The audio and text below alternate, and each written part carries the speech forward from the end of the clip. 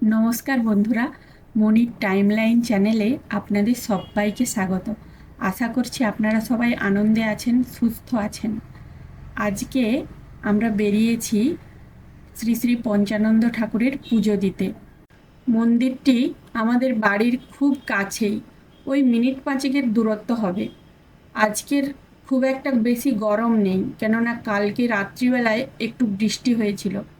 আমরা মুম্বাই থেকে আসার পর প্রতি বছরই আসি এই মন্দিরে পুজো দিতে। এবারও তার ব্যতিক্রম নয়। এবারেও আমরা চলে এসেছি, আমাদের সাথে আমাদের পরিবারের আরও অনেকেই রয়েছে। শ্রেয়াও রয়েছে, প্রিয়া রয়েছে, ঈশান ওর বাবাও রয়েছে। তাহলে সঙ্গে থাকুন, আশা করছি আপনাদের ভিডিওটি ভালো লাগবে।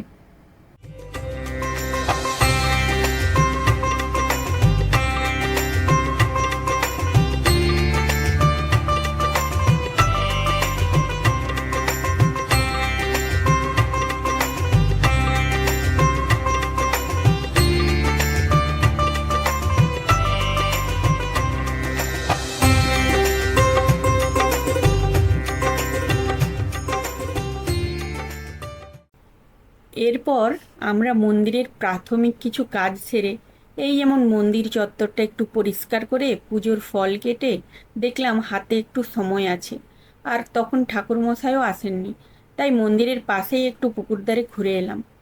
ওখানে একটি কালীমাতা মন্দিরও রয়েছে, একটি স্কুলও রয়েছে। এরপর ঠাকুরমশাই এলেন, যথারীতি পুজো শুরু করলেন।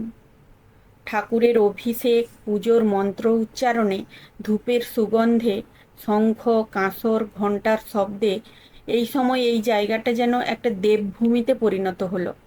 খুব ভালো লাগছিল।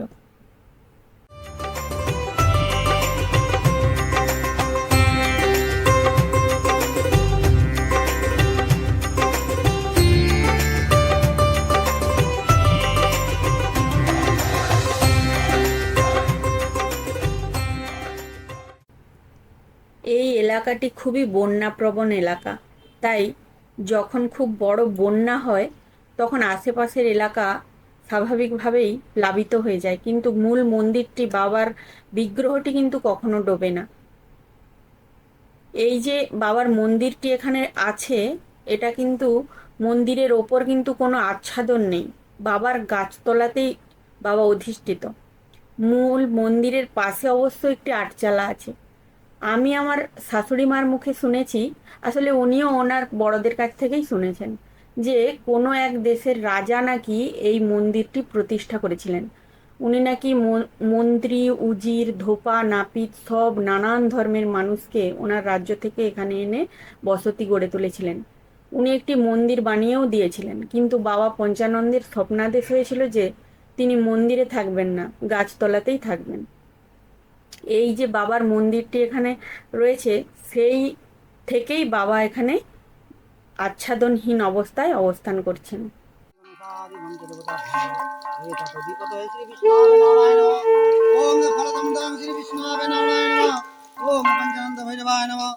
ओम या गच्छ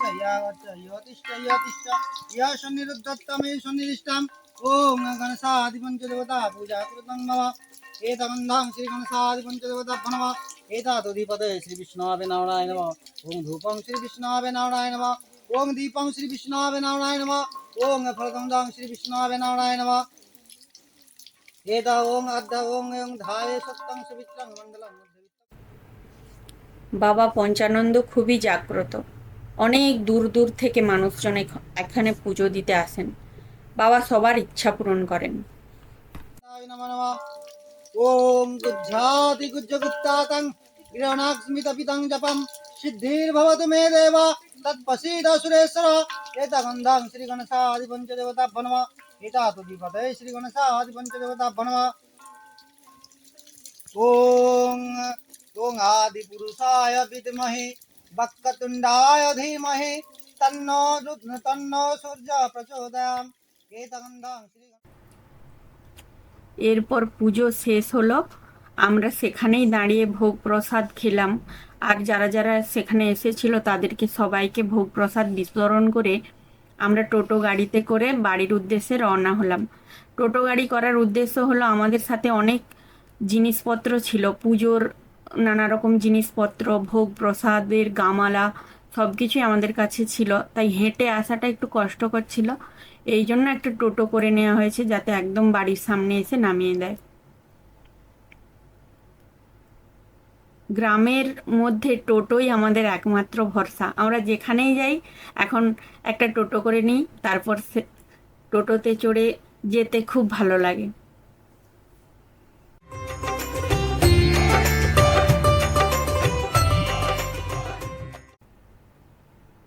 দুপুরে খাওয়া দাওয়ার পর একটু বিশ্রাম নিয়েই আমরা বিকেলে বেরিয়ে পড়েছি মাঠের ধারে একটু হাওয়া খাওয়ার উদ্দেশ্যে। আসলে গ্রীষ্মের অলস বিকেলটা গ্রামগঞ্জের মানুষদের এভাবেই কাটে।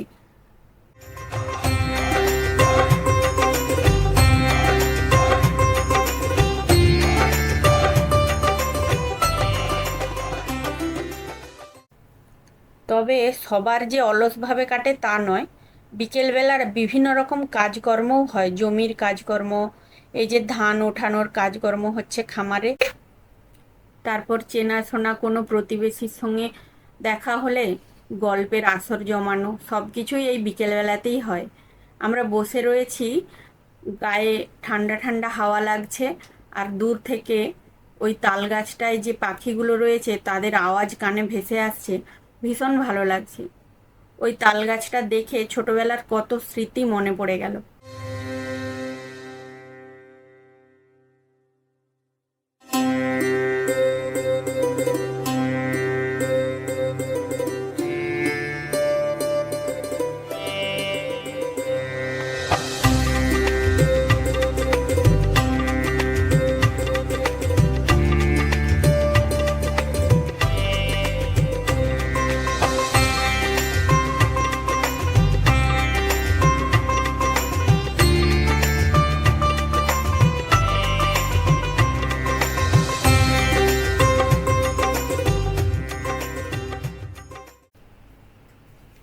চারিদিকে সবুজের এত সমারোহ, এ যেন দেখেও চক্ষু সুখ মেলে।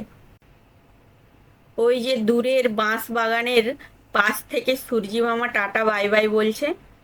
সূর্যাস্তের সময় হয়ে এলো, সন্ধে নেমে আসছে। আমরা যারা শহরে থাকি, শহুরে জীবনযাপনে সূর্যাস্তের সময়কার এই যে মেঘের নানা রঙের খেলা, আমরা কত কিছু মিস করে যাই, ভালো করে দেখা হয়েই ওঠে না। আকাশের এত রং, আমরা এই সব কিছু থেকেই বঞ্চিত হই। আজ তাহলে ভিডিওটা এই পর্যন্তই। আপনারা সবাই সুস্থ থাকবেন, ভালো থাকবেন, আর অবশ্যই পজিটিভ থাকবেন। দেখা হচ্ছে পরের একটি ভিডিওতে। নমস্কার।